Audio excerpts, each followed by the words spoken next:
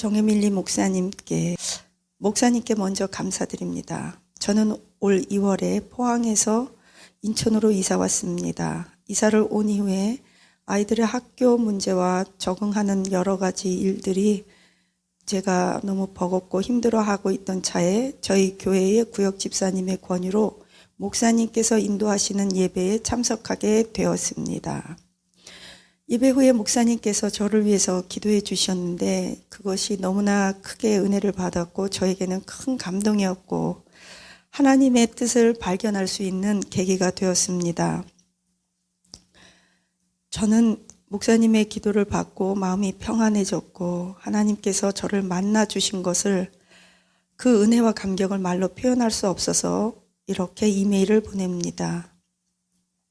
하나님 앞에서 우리가 순결한 어린 양으로 예배를 드리는 것이 얼마나 하나님 보시기에 기쁘시고 우리의 삶에 그것을 잘 실천할 수 있을지 자신은 없지만 저는 앞으로 그렇게 살려고 노력할 것입니다. 제 삶의 성령의 열매가 열릴 수 있도록 열심히 노력해 보겠습니다. 사실 저는 2002년도에 저의 아이를 낳았습니다. 근데 제 아이가 요도하열 잠복고환이라는 선천성 장애로 태어나 소아과 선생님 여기저기를 찾아보았지만 치료 불능이었습니다. 즉, 제 아이는 오늘 목사님의 설교한 것과 같이 다니엘처럼 평생 살아야 하는 그런 처지가 된 것입니다. 다니엘은 잡혀가서 노예가 되어서 환관이 되었다고 했는데 제 아이는 태어나면서부터 환관입니다.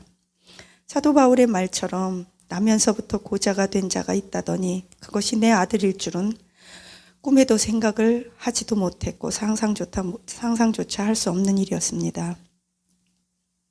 저는 그저 마당만 밟는 교회에 출석하던 자로서 결혼하고 이런 아이를 내 품에 안게 되자 하나님을 원망하기 시작했습니다. 내가 무슨 죄를 졌다고요? 나는 착실하게 살았고 평범한 사람입니다. 나는 문제를 일으키지 않았고 주일날 예배를 잘 드렸고 헌금을 띄어먹은 적도 없습니다. 11조를 띄어먹은 적은 더더욱 없습니다. 저는 교회에서 다른 사람들처럼 목사님과 싸워본 적도 없습니다. 성도들과 싸우지도 않았습니다. 저는 하나님이 기뻐하시는 삶을 살기 위해 노력하진 않았지만 하나님 보시기에 그렇게 악한 행동도 하지 않았다고 생각하는 평범한 사람입니다. 그런데 어쩌자고 내 아이가 이렇게 소변을 볼 때마다 소변을 옷에 묻히고 공중 변소나 화장실 가는 것조차도 수치심과 여러 가지 불편함 때문에 두려워하고 외부에 출입을 안 할 정도가 되었습니다. 그래서 그러다 보니 마음의 상처를 잘 받고 오히려 자존심이 매우 센 아이가 되어버렸습니다. 그 누구의 말도 듣지 않습니다. 이렇게 소심하고 고집센 아이, 자존심 때문에 소리 지르고 짜증내는 아이, 내가 무슨 말만 하려고 하면 내 말을 듣지도 않고 버럭버럭 화부터 내는 아이, 아무리 엄마지만 이 아이를 감당하는 것이 너무나 제게는 버거웠고 아빠는 이런 아이를 나에게만 맡겨주고 직장 때문에 여기저기 돌아다니고 주말마다 왔다 갔다 포항과 인천을 왔다 갔다 합니다. 저는 제 자신도 하나 감당하기 힘들 만큼 이제 체력이 고갈되었습니다. 이런 상황에서 내 아이에게 꿈을 가져라고 말하는 것이 어떤 의미가 있고 나는 무슨 꿈을 가지라고 아이에게 말할 수 있을까요?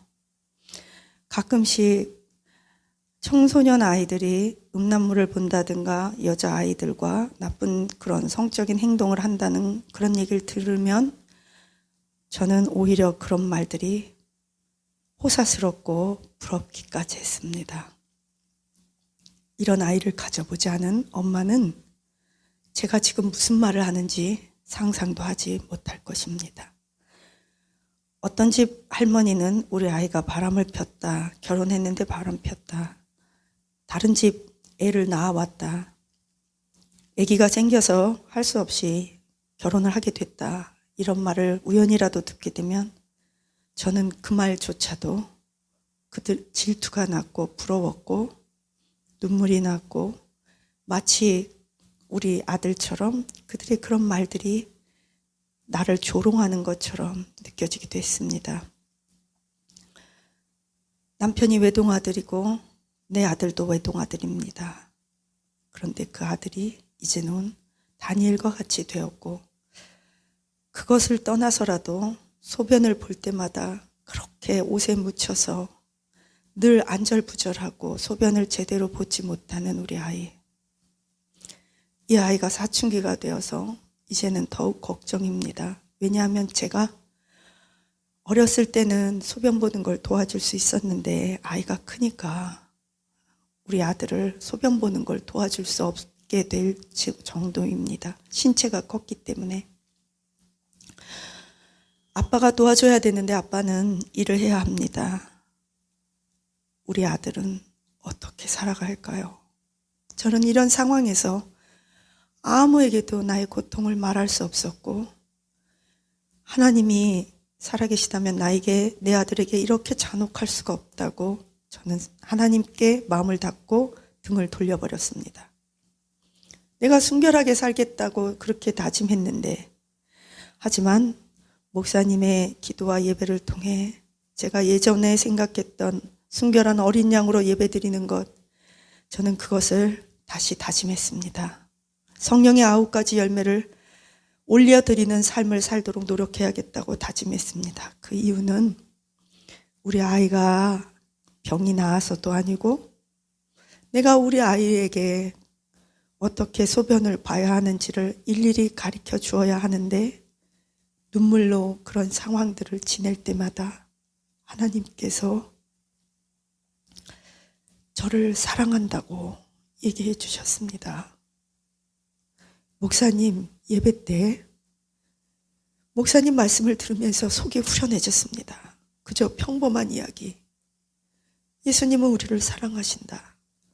어차피 헌금 내는 거 그냥 아무렇게나 성의 없이 내지 말고 헌금 봉투에 기도 제목을 다 일일이 써서 기도하고 헌금을 내라. 준비한 헌금을 내라. 그리고 자녀에게 성경 과외 공부를 시켜라. 이 말씀이 왜 저에게 각인되었는지 모르겠습니다. 목사님의 이 말씀엔 저는 순종하며 가르침에 감사드리며 순종할 것입니다. 목사님, 제가 목사님의 기도를 받으면서 가장 마음의 문을 열었던 것은 목사님의 예배와 기도하는 모습을 보았기 때문입니다. 목사님께서 그렇게 결사적으로 하나님 앞에 매달려서 예배와 찬양, 기도를 하며 성도들 한 명 한 명을 살려내기 위해서 몸부림치시는 모습을 보면서 나도 하나님이 너무 나에게 멀리 계신 줄 알았는데 목사님이 알고 계신 하나님을 제가 만났습니다. 제가 그 하나님을 알아가고 있습니다. 목사님 항상 건강하시고 하나님 앞에 더욱 크게 쓰임받기를 기도드립니다. 언제 또 목사님을 뵐 수 있을지는 모르겠지만 언제라도 천국에서 또는 이 세상에서 우연이라도 마주치면 저는 오늘 쓴 이 편지의 내용과 부끄러움 없이 전혀 다르지 않게 살아가기를 원합니다. 언젠가 승리하겠지. 내년이면 내일이면 좋아질 거야가 아니라 바로 오늘 지금 제 삶에 우리 가정에 예비하신 하나님의 계획을 다 알지 못하더라도 언젠가는 조금씩 알게 되겠지요. 설령 모른다 해도 저는 하나님을 사랑하기로 결정했습니다. 왜냐하면 우리 아들이 어떤 형편이든지 하나님은 내 아들을 여전히 사랑하고 계시고 내 아들과 나에게 너무나 큰 은혜를 주셨기 때문입니다. 목사님을 통한 그 은혜와 감동, 예배를 어떻게 드려야 한다는 것을 저는 보았습니다. 감사드립니다.